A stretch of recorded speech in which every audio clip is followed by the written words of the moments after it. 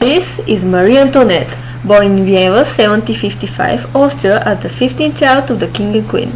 She received a good education and learned how to sing, dance, and play the harp and harpsichord.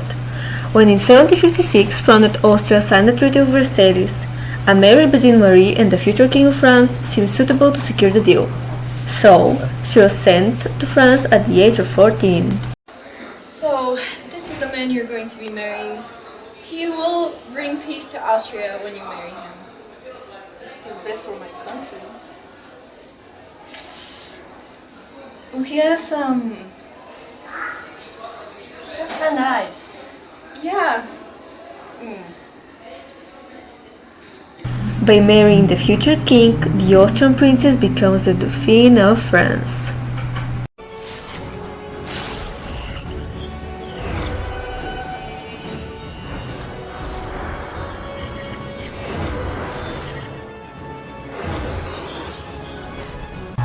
But it wasn't easy for her. For starters, her wedding night was not eventful, and it would be as eventful for the next 7 years, for which her mother often scolded her. And while Austria had simple traditions, Versailles had the waking up ceremonies, elaborate preparations, royal audiences, and public meals. Just completely necessary, and on top of that, she didn't know much French at the start. How much do you see?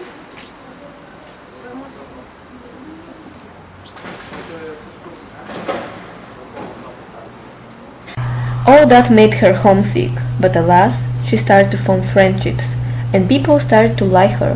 Who wouldn't? She had a taste for fashion and was very charming.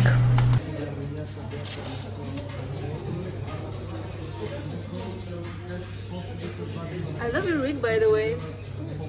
I love your corset. On the 10th of May 1774, Louis XV dies from smallpox, leaving Louis Auguste as the next king and Marie Antoinette as the Queen of France. 4 years after the king's death, Marie finally bore a child. It's a girl! Congratulations. I'm going to name her Marie. She had 4 children in total, but her second daughter died an infant, and the king and queen mourned deeply. Despite her title, Marie was involved in her children's lives. The situation of her people was different though, all because France was in debt due to extravagant spending on costly wars. This hiked the taxes a lot.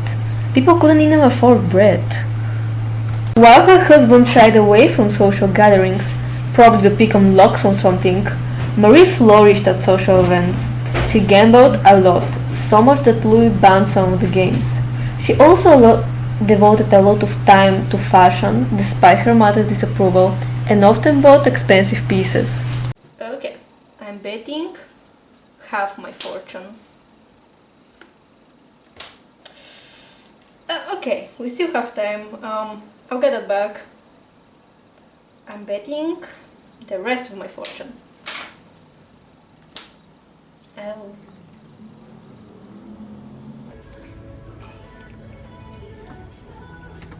Ooh, this one's quite nice. How much is it? It's quite pricey, and you already spent most of our money. Oh, well, but look at the fabric. It's quite. I'll take it. Oh, I'll take that one too. That's nice.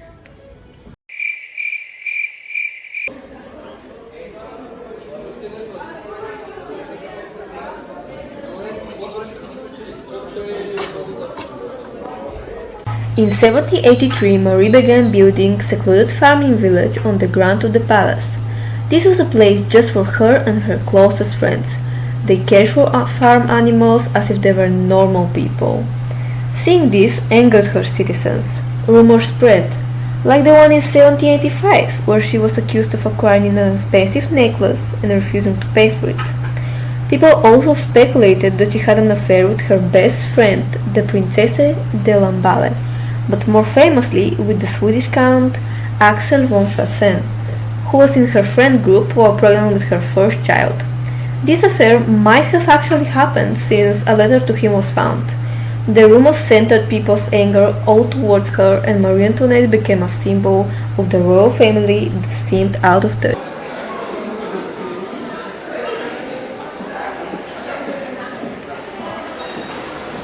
Did you hear what she said at one of her parties? What did she say? Let them eat cake when she knows that we don't have even bread. This is so insensitive. Yeah. And lastly, her famous phrase, "Let them eat cake." Was it actually true? BBC Timestamp has a great answer to that.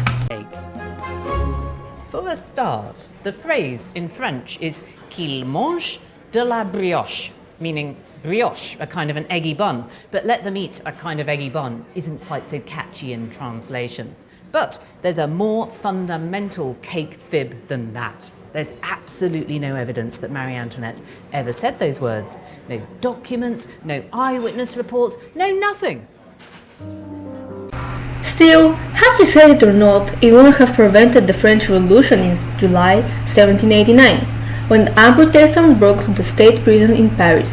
They wanted freedom, equality, and the removal of the power of kings and queens. The royal family had to move to Paris. Weeks later, people surrounded the palace, demanding change of the monarchy. They tried to flee to Austria, but were captured.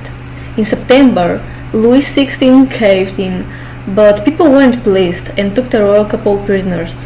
Republicans brutally killed monarchists, and Marie's best friend perished. The final months were spent in a prison cell as she was convicted of treason, manipulation of her husband, and incest of her son. Her punishment was to be beheaded publicly. Marie Antoinette, you're guilty.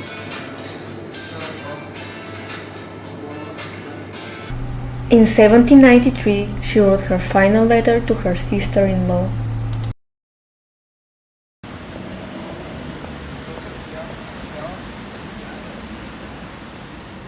Sorry for stepping